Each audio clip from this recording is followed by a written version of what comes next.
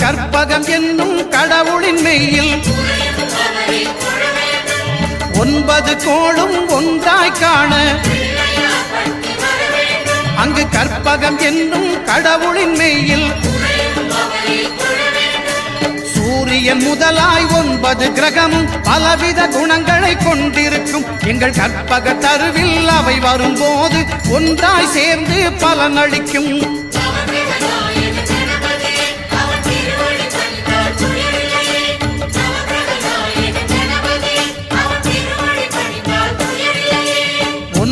கோளும் ஒன்றாய் காண